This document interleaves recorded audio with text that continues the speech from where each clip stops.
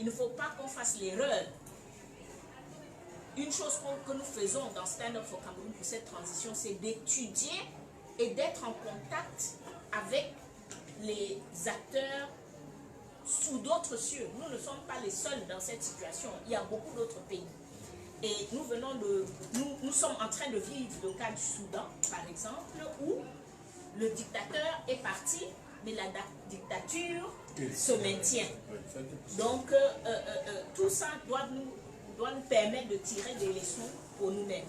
Donc, pour nous, le premier point, c'est le départ du régime. C'est le départ du régime. Selon nous, de manière idéale, elle se fait par des mouvements non violents dans la rue au Cameroun, tels que les Algériens l'ont fait, tels que les Burkinabés l'ont fait, tels que les Tunisiens l'ont fait. Pourquoi ce processus est important?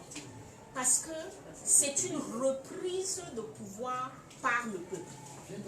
Le peuple se réapproprie son pouvoir et fait partir une dictature.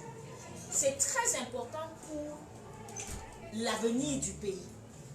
Parce que ça remet le pouvoir là où il doit normalement être, c'est-à-dire entre les mains du peuple.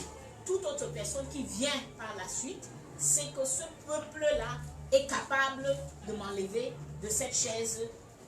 Les Burkinabés d'ailleurs, qui sont un des beaux exemples, ils sont descendus dans la rue 3 fois en 2 ans pour s'assurer que cette transition est effectivement lieu. Donc ça c'est la première chose, le départ du régime. Deuxième étape, c'est le dialogue national. Qu'est-ce que nous mettons dans le dialogue national? Premièrement, c'est réconcilier les Camerounais. Réconcilier les Camerounais avec leur histoire politique. Vous le savez très bien, et on a fait allusion à ça tout à l'heure. Aujourd'hui, on traite le problème anglophone comme un problème à part. Or que le problème anglophone est le problème camerounais. C'est le problème de notre histoire politique. C'est le problème de la manière par laquelle nous sommes arrivés à l'indépendance. Il y avait le projet UPC qui était un projet de réunification avant l'indépendance, de déterminer comment ces deux entités allaient vivre ensemble. L'idée c'était qu'il fallait s'asseoir, en discuter, construire le projet national avant d'arriver à l'indépendance. Nous n'avons pas suivi ce chemin et nous payons le prix jusqu'aujourd'hui. Donc pour nous, le dialogue national, c'est cette réconciliation des Camerounais avec leur histoire. D'abord, qu'on puisse connaître cette histoire. La vaste majorité des Camerounais jusqu'aujourd'hui ne connaissent pas leur histoire politique. 2, maintenant, de ressortir tous les éléments qui sont problématiques pour nous dans cette histoire, dont la question anglophone. La question anglophone n'est pas une question qu'on peut résoudre, même les gens parlent de la forme de l'État. Ça ne peut pas se résoudre uniquement avec la forme de l'État. C'est une question de l'identité camerounaise. Qu'est-ce que ça veut dire d'être camerounais? Voilà la question en fait que les anglophones ont mise sur la table depuis 3 ans. Madame, si vous parlez de l'identité des Camerounais, je ne veux pas vous traiter de raciste, mais c'est le cas aux États-Unis aujourd'hui. Quelle race est-ce qu'ils ont là-bas? Quelle race moi j'aime? Je suis né dans les années 1951 et dans mon âme, les hommes ont mis de race Bamileke. Je suis Bamileke, il y a un sang Bamileke, il y a une identité qui est anglophone, mais je vous en prie, cessez de nous mettre dans cette merde-là. Il n'y a pas une race anglophone, il n'y a pas un problème anglophone, il y a un problème social au Cameroun qui touche tout le monde. Il y a un problème de démocratie au Cameroun qui touche tout le monde. Donc ce n'est pas un problème anglophone, il n'y a pas une identité. Et si vous parlez, laissez pas finir là. Mais non, les dieux, nous faisons ici, nous sommes incapables de pouvoir même organiser un truc et vous parlez. S'il vous plaît, s'il vous plaît, s'il vous plaît, s'il vous plaît, s'il vous plaît, s'il vous plaît, s'il vous plaît, s'il vous plaît, s'il vous plaît, Michel, je suis le modérateur, s'il vous plaît. Merci d'avoir demandé des excuses. Donc, une fois de plus, laissez que je prenne ça sur la table. On comprend qu'il y a des émotions, on comprend que les gens sont beaucoup excités, on comprend que c'est un sujet sensible, c'est la raison pour laquelle nous l'avons laissé en fin de journée. On voulait que les gens soient bien fatigués et que même dans la fatigue, ils puissent écouter les uns les autres. Malheureusement, ce que nous avons voulu n'est pas passé, parce que nous voyons toujours comment les uns les autres sont excités par rapport à ce sujet. Donc, et c'est une bonne chose. Je demande ça traduit seulement notre amour et notre passion pour le pays. Madame Kawala, je demande pardon à la place de Michel. Non, c'est pas... Et je voudrais justement que personne, quelqu'un interrompt Madame Kawala, on ne sera pas d'accord. On lui retire la parole. Jusqu'à ce qu'elle finisse. Maintenant, chacun, n'importe qui veut prendre la parole, on va lui donner la parole. Attendez de prendre la parole, s'il vous plaît. D'accord. Je vais construire sur l'interruption parce que nous voulons aussi mettre sur la table la question de l'identité ethnique. Absolument. On ne peut pas occulter, on ne peut pas... Nous sommes ce que nous sommes. Nous sommes les enfants d'une dictature. Nous sommes les enfants d'un régime qui a échoué. Nos comportements que nous voyons là, vous ne pouvez pas sortir les enfants des parents dysfonctionnels et vous attendre à ce qu'ils aient un comportement modèle. Non, nous sommes les enfants de ces 59 ans de dictature. Le Camerounais n'a jamais connu, pas une seule fois, la démocratie. Il y a des pays qui ont connu ça 1, 2 ans, un petit moment, et puis après ça a basculé. Nous, on n'a jamais... On est sorti du colonialisme, on a eu un premier dictateur, et là, maintenant, on est sous le deuxième. Donc, on n'a jamais appris à être des citoyens. Le dialogue national est supposé nous permettre de confronter cette histoire-là, de confronter le fait que, en réalité, est-ce que nous ne sommes pas dans la plupart de nos associations, dans nos groupes, etc., des dictateurs?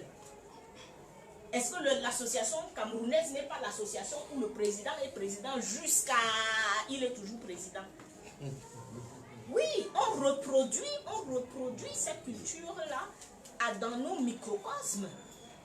Donc, ce dialogue national-là est supposé nous permettre, et c'est le début d'un processus. Pour nous, cette transition, cette période de transition qu'on espère être entre 18 mois et 24 mois, c'est le démarrage. La transition en elle-même va prendre au moins 5 à 10 ans. On a 60 ans de dictature. On ne va pas régler tout en 2 ans. Mais on peut démarrer la discussion et on peut créer des processus. Vous voyez, dans cette société ici, on parle toujours du traumatisme de l'Holocauste jusqu'à ce jour. Ça s'est passé il y a des décennies de cela, mais il y a encore des processus pour guérir ce mal qui est dans cette société. Donc l'idée de la transition, c'est de nous permettre de commencer cette guérison-là, cette réconciliation avec nous-mêmes. Et dans le dialogue, alors, nous avons la question de l'identité, la question de la nature de l'État. On parle de la forme de l'État, mais il y a une très grande question pour les Camerounais. C'est quoi la nature de l'État que nous souhaitons? Parce que la nature de l'État allemande est bien différente de la nature de l'État suisse, différente de la nature de l'État américain. Pourtant, tous sont des démocraties. Donc, nous avons même à nous poser la question, quelle est la relation entre l'État et le citoyen que nous souhaitons? Est-ce que nous souhaitons être plus comme les Américains où tout est privé, tout est privatisé, c'est le secteur privé qui gère tout, l'État est très minime, ou bien plus comme certains États européens où l'État est très présent, il s'assure de la santé de chacun, il s'assure de l'éducation de chacun, il s'assure d'un certain nombre de choses. On a des questions très fondamentales à se poser pendant ce dialogue national. Et c'est à la sortie du dialogue national qu'on reforme les institutions, qu'on rééquilibre ce dont on parlait tout à l'heure. Dans cette dictature, tous les pouvoirs, de manière légale, sont entre les mains de l'exécutif. Peu de gens le savent, mais l'ordre du jour de l'Assemblée nationale du Cameroun, selon la loi, se définit par l'exécutif. C'est l'exécutif qui dit à l'Assemblée ce dont il va discuter. Alors comment est-ce que vous espérez séparer le pouvoir si un pouvoir dit à l'autre ce dont il a le droit de parler? C'est aucune surprise quand on sait ça que jusqu'à ce jour, le Parlement allemand a débattu de la crise anglophone. Le Parlement anglais a débattu de la crise anglophone. Cette semaine, le Parlement américain a débattu de la crise anglophone jusqu'à passer une résolution là-dessus. Le Parlement camerounais n'a pas encore débattu de la crise anglophone. 3 ans plus tard, 2000 morts plus tard, 530 000 personnes déplacées, notre Parlement n'a pas encore mis cette question sur la table pour en faire l'objet d'une discussion. Donc, et c'est pour ça que nous disons qu'il n'y a aucune solution avec ce régime. Ils ont tout verrouillé, et beaucoup est verrouillé légalement, selon la loi, selon la Constitution. Donc, pour nous, après le dialogue national, il y a la réforme des institutions pour séparer les pouvoirs, équilibrer les pouvoirs. Il y a la réforme de l'institution qu'est le système électoral. D'où notre position à nous, à Stand Up for Cameroun, 0 élection avec ce régime en place. Parce que nous estimons que tout est verrouillé d'un bout à l'autre. Et que le système de trucage est que s'il y a fraude électorale, comment dire alors que quelqu'un a gagné? Est-ce que quand on va jouer un match de foot, s'il y a fraude, on commence à dire que non, malgré la fraude, il y a quelqu'un qui a gagné? Dans les élections au Cameroun, on vous dit la fraude n'était pas de telle sorte qu'elle de nature à impacter les résultats. C'est d'un ridicule. Pour tout autre concours dans le monde, quand il y a fraude, on annule. On annule le concours. Il y a fraude, on annule. Mais pour les élections au Cameroun, depuis des décennies, à chaque élection, il y a fraude. Tous les observateurs constatent qu'il y a fraude. Et puis on nous dit, mais la fraude n'était pas de nature à influencer le résultat. Voilà, le résultat. Donc, c'est complètement ridicule. Donc, pour nous, après le dialogue national, après avoir discuté de la nature et de la forme de l'État, on arrive à la réforme des institutions. Donc, c'est là où on mettrait en place, si on a décidé sur le fédéralisme, on mettra en place un État fédéral. Si on a décidé sur une forme ou l'autre de décentralisation, on mettrait en place cette décentralisation.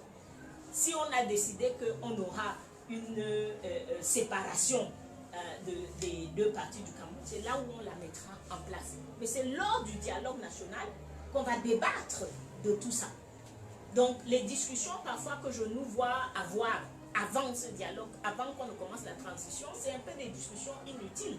Parce que qui va accorder l'État fédéral ou bien 2 États séparés ou bien toutes les solutions que nous envisageons là, c'est pas bien, ne va pas nous les accorder.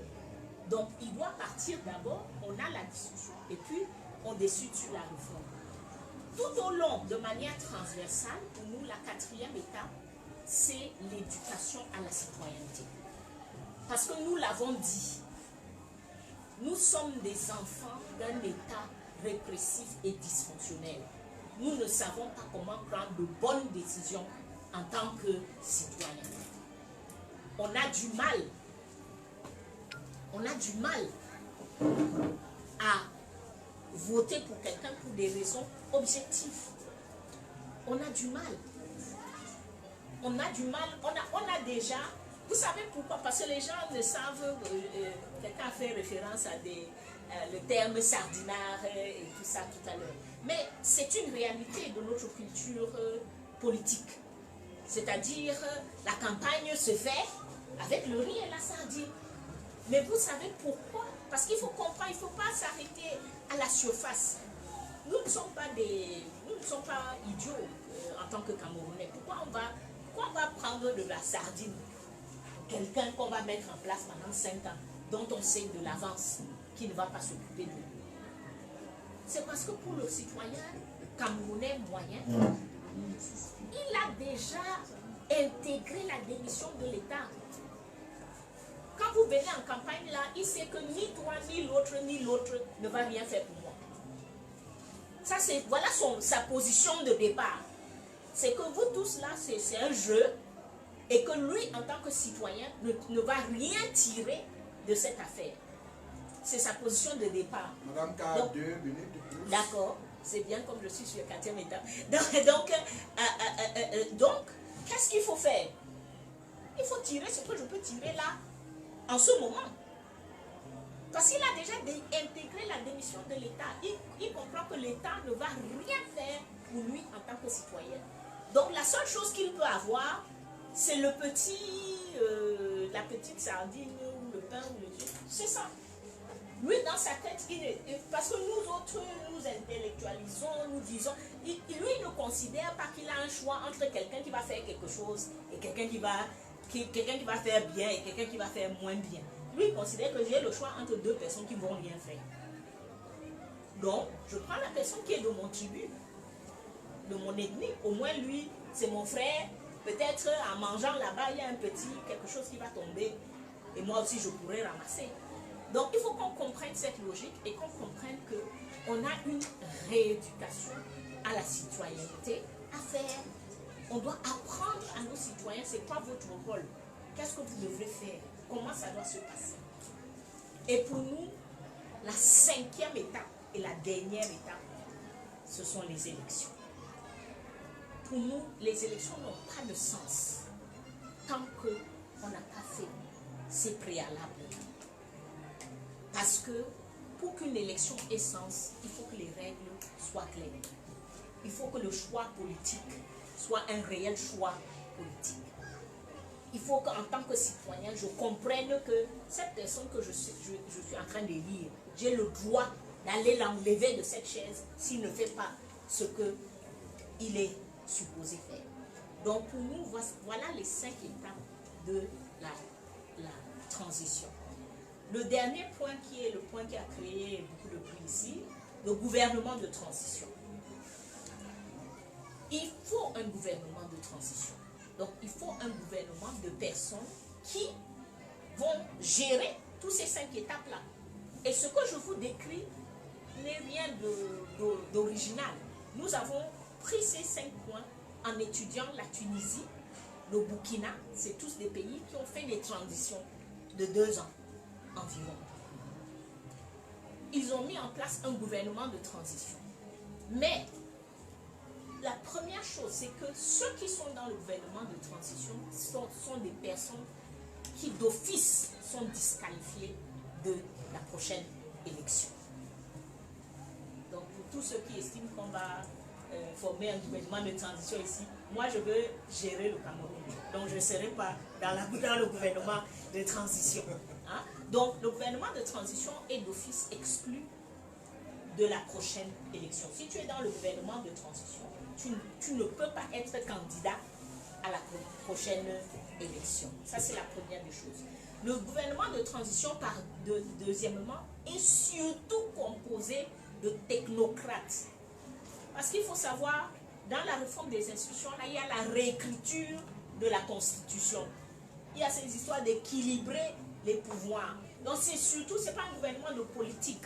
C'est un gouvernement de personnes qui vont savoir techniquement comment mettre tout ça en place. Les politiques, pendant ces 2 ans-là, sont en train de se préparer pour l'élection qui va avoir lieu au bout du processus. Ils font partie de ce processus-là. On les consulte. Ils font partie des discussions, etc.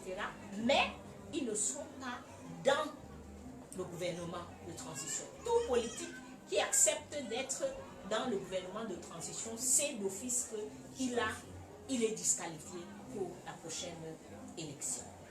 Donc voilà, et je crois que c'est bien que les Camerounais commencent à discuter et à sortir des noms sur ce gouvernement de transition. Parce que c'est un gouvernement qui doit faire consensus. C'est un gouvernement sur lequel les différentes parties doivent être d'accord. Et on sait que ça va être difficile de trouver. Donc, je trouve que ce soit positif que les gens commencent à sortir des noms, mais c'est pas les politiques. Ça ne peut pas se décider à Munich pour le Cameroun. C'est quelque chose qui se décide avec la majorité des acteurs. Vous voyez que j'ai été très gentil, non? J'ai donné 2 minutes de plus à Mme Car.